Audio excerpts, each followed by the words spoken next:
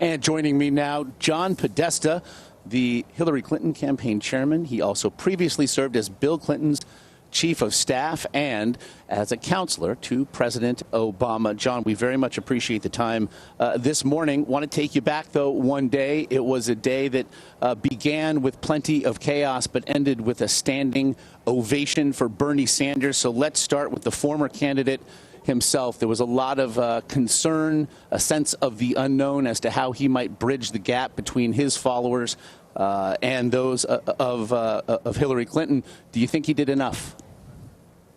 He was great. He gave a very full-throated endorsement to Hillary Clinton, and I think that it followed on the endorsement he gave in New Hampshire.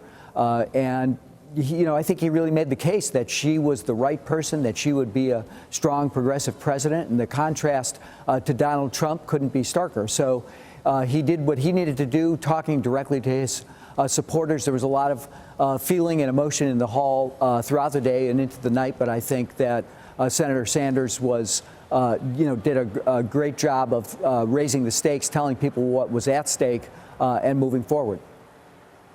Interestingly, the commentariat perhaps thought it was too much about Bernie Sanders, not enough about Hillary Clinton. But I know just earlier today you said that in part the campaign had looked to honor Bernie Sanders last night. Well, I think he brought something special into this nominating process. I think he fired up a lot of people around the country.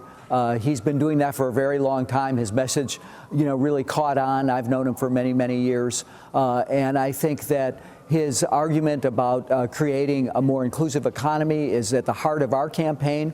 We need to make sure that people succeed and not just those at the very top. He brought real passion to that question of income inequality and expanding our democracy. So, he's been saying those things for a long time, but they caught on in this campaign, and we wanted to honor that.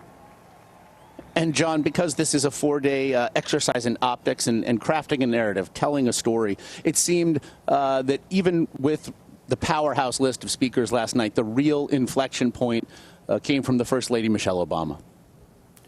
She was tremendous. I think she, as an alumni of the Obama White House as well as the Clinton White House, I couldn't have been happier with her speech. It was just so passionate the way Michelle can be. I think she talked about being a role model for the country, as she and President Obama have done. And again, it was an implicit contrast. She didn't use Trump's name, but I think she really kind of knocked him to the curb. And I think set the stage for what is really going to be an historic night tonight when we nominate the first woman president to lead a major party ticket in this historic city that was the birthplace of the world's oldest democracy. The controversy surrounding the DNC email hack perhaps lingers then on the fringe. Is the campaign, if nothing else, are you concerned in the release of the emails in question? It was promised that this was part one. Are you concerned about perhaps what's still to come?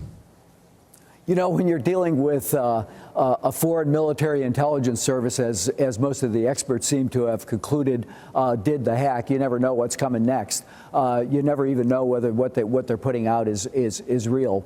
But I think what we need to do is stay focused. That's what we've done during this entire campaign. This isn't about the Russians are hacking. This is about changing and improving conditions for the American people, building that strong, inclusive economy. So that's what we're going to talk about. Tonight, we're going to get to hear from President Clinton and a lot of people whose lives that Hillary has touched before she was in politics, when she was First Lady of Arkansas, First Lady of the United States, and of course, as Senator and Secretary of State. She's been making good things happen for people for a very long time. She cares about kids and families. That's what you're here tonight, and that's what we want to stay focused on.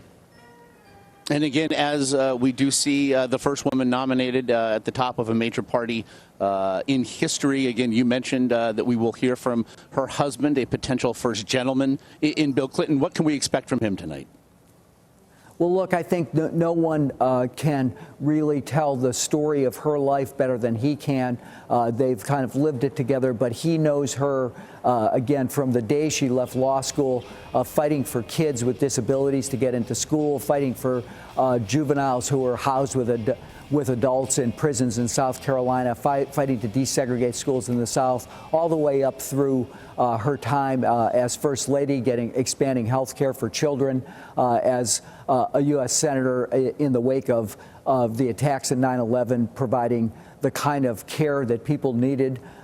He can tell that story like no one else, and he's a great narrator, as you know. After quite a night, John Podesta, again, chair of the Clinton campaign, we appreciate the time today. Thanks, Josh.